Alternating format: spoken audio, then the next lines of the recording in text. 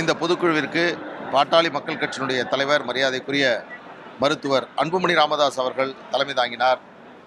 கட்சியினுடைய முன்னணி நிர்வாகிகள், மாநில நிர்வாகிகள், முன்னாள் சட்டமன்ற நாடாளுமன்ற உறுப்பினர்கள், முன்னாள் அமைச்சர்கள், சட்டமன்ற உறுப்பினர்கள், பல்வேறு நிர்வாகிகள் இந்த மாநாட்டில் தங்களுடைய கருத்துக்களை தெரிவித்தார்கள். மாநாட்டில் 20 தீர்மானங்கள் நிறைவேற்றப்பட்டது. 2 முக்கியமான தீர்மானம் நிறைவேற்றப்பட்டது. ஒன்று, மக்கள் விரோத ஆட்சி செய்து வரும் திராவிட முன்னேற்றக் கழகத்தை வீட்டுக்கு அனுப்ப வேண்டும். வரக்கூடிய 2026 தேர்தலில் திராவிட முன்னேற்றக் கழகம் படுதோல்வி அடைய வேண்டும். அந்த பணிகளை பாட்டாளி மக்கள் கட்சியினுடைய நிர்வாகிகள் முனைப்போடு வரக்கூடிய தேர்தலில் பணியாற்ற வேண்டும் என்ற மிக முக்கியமான ஒரு தீர்மானம், தமிழக அரசிற்கு எச்சரிக்கை விடுக்கக்கூடிய தீர்மானம் நிறைவேற்றப்பட்டது. அதனைத் தொடர்ந்து பாட்டாளி மக்கள் கட்சியினுடைய தலைவராக மருத்துவர் அன்புமணி ராமதாஸ் அவர்கள் 2022ஆம் ஆண்டு தேர்வு செய்யப்பட்டார். கட்சியினுடைய விதிப்படி சாதாரணமாக 3 ஆண்டிற்கு ஒரு முறை கட்சியினுடைய தலைவர், செயலாளர், பொருளாளர் தேர்ந்தெடுக்கப்பட வேண்டும். ஆனால் தேர்தல் நடத்துவதற்கான சூழல் இல்லாத சமயங்களில் அந்த 3 ஆண்டு காலம் என்பதை நீட்டிப்பது என்பது பாட்டாளி மக்கள் கட்சியினுடைய கடந்த காலத்தில் அதுபோன்ற நிகழ்வுகள் நடைபெற்றிருக்கிறது.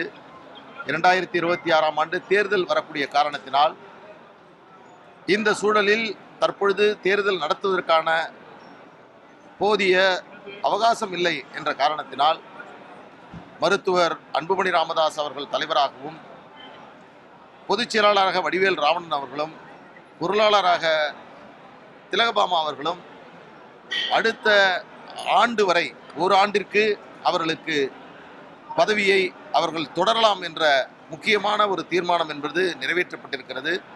கட்சியினுடைய விதிப்படி இதை இன்றைக்கு தீர்மானமாக ஒருமனதாக அனைவரும் கரவொலி எழுப்பி தங்களுடைய முழுமையான ஆதரவை தெரிவித்து இந்த தீர்மானம் நிறைவேற்றப்பட்டிருக்கிறது. அதனைத் தொடர்ந்து 18 தீர்மானங்கள் நிறைவேற்றப்பட்டிருக்கிறது.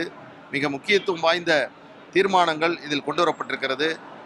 இதே போன்று 2010ஆம் ஆண்டு கட்சியினுடைய தேர்தல் நடைபெற்று 13ஆம் ஆண்டு தேர்தல் நடைபெற வேண்டும்.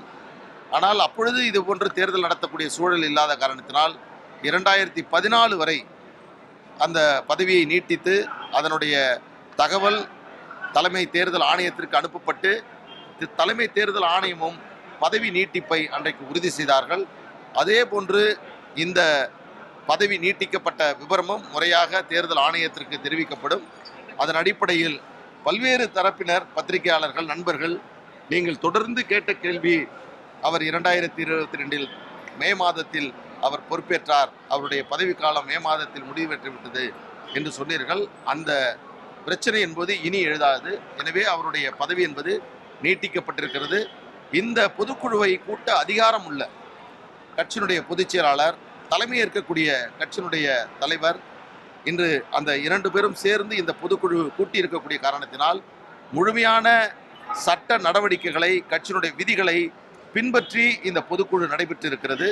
நேற்று கூட இதை எதிர்த்து சென்னை உயர்நீதிமன்றத்தில் தொடரப்பட்ட வழக்கில் இதற்கு தடை விதிக்க மறுத்து பொதுக்குழு நடத்துவதற்கு தடை இல்லை என்று உயர்நீதிமன்றம் சொல்லியிருக்கிறது. இன்னொரு கேள்வியை நீங்கள் நிச்சயமாக கேட்பீர்கள்.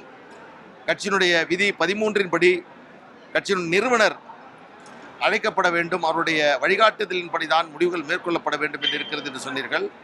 அந்த அடிப்படையில் கட்சியினுடைய விதியின்படி பாட்டாளி மக்கள் கட்சியினுடைய நிறுவனர், சமூக நீதி போராளி மருத்துவர் ஐயா அவர்களுக்கு இந்த பொதுக்குழு தொடர்பாக அவருக்கு நாங்கள் முறையாக நேராகவும் இணைய ஒரு ஒரு ஒரு இமெயில் மூலமாகவும் வாட்ஸ்அப் மூலமாகவும் அவருக்கு முறையான தகவல் தெரிவிக்கப்பட்டிருக்கிறது.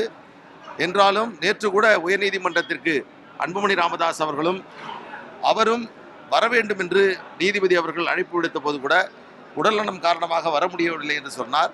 எனவே இன்றைக்கும் அவர் இந்த பொதுக்குழுவில் அவரால் கலந்து கொள்ள முடியவில்லை.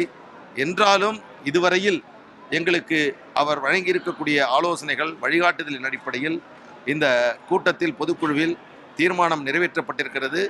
அந்த அடிப்படையில் அன்புமணி ராமதாஸ் அவர்களுடைய பதவியும் செயலாளர், பொருளாளருடைய பதவியும் மேலும் 1 ஆண்டு காலம் நீட்டிக்கப்பட்டிருக்கிறது.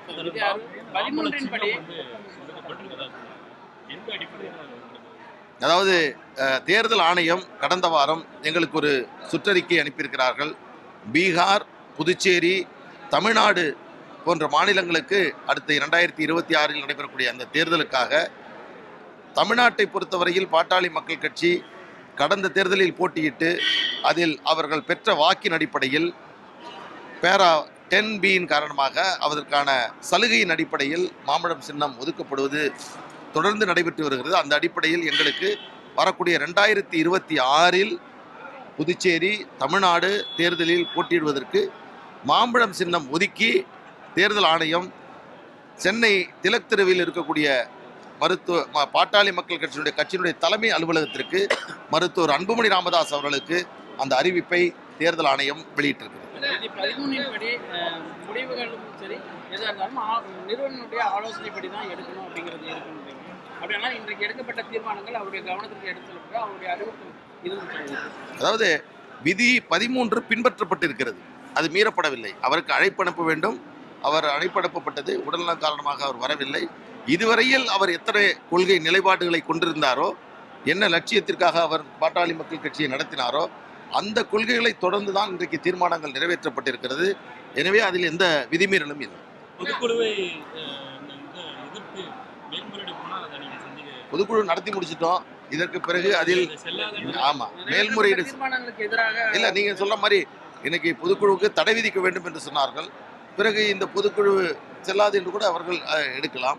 எது இருந்தாலும் சட்டப்படி எந்த வழக்கையும் நாங்கள் எதிர்கொள்வதற்கு தயாராக இருக்கிறோம்.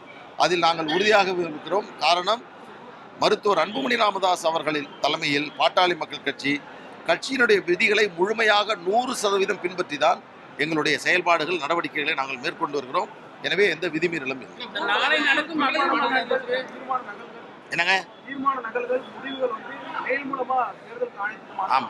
அது முறையாக அது இதுவரையில் என்ன நடைமுறை இருக்கிறதோ அந்த அடிப்படையில் தேர்தல் ஆணையத்திற்கு நாங்கள் தெரிவிப்போம்.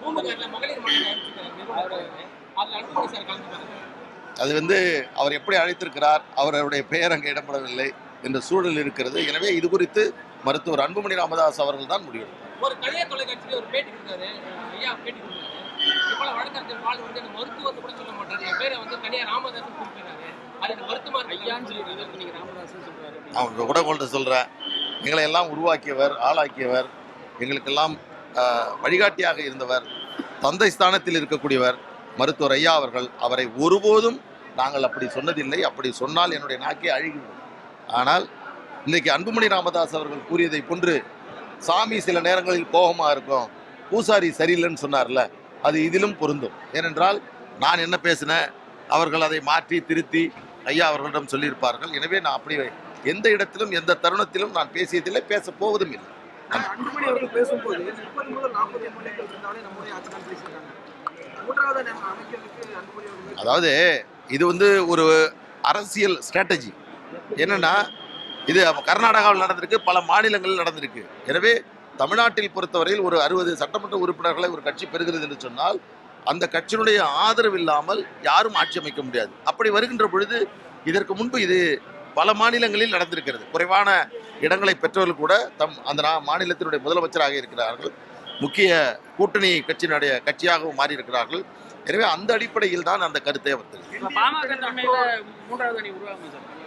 அவருங்க வரக்கூடிய தேர்தலில் யாருடன் கூட்டணி, எப்படி தேர்தலை சந்திப்பது, யார் தலைமையில் இந்த தேர்தலை சந்திப்பது என்பதெல்லாம் குறித்து கட்சி உரிய நேரத்தில் முடிவெடுக்கும். அந்த முடிவெடுக்கக்கூடிய அதிகாரம் என்பது மருத்துவர் ஐயா அவர்களுக்கும் அன்புமணி கட்சியுடைய தலைவர் அன்புமணி ராமதாஸ் அவர்களுக்கும் இருக்கிறது.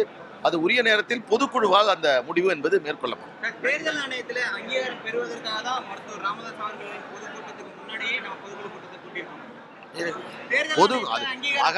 அவங்க நடத்துறது மகளிர் மாநாடுங்க.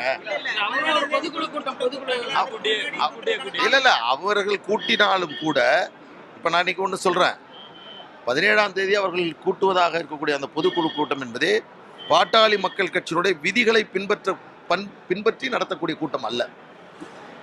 பொதுக்குழுவால் தேர்ந்தெடுக்கப்பட்ட பொதுச் செயலாளர், பொதுக்குழுவால் தேர்ந்தெடுக்கப்பட்ட தலைவர், இவர்கள்தான் பொதுக்குழுவை கூட்ட அதிகாரம் உடையவர்கள். எனவே அவர்கள் கொடுத்திருக்கக்கூடிய அந்த அறிவிப்பு என்பதே அது இன்றைக்கு அது ஏற்புடையதல்ல. அது மேல நம்ம நிறைய பேச வேண்டாம். நன்றி.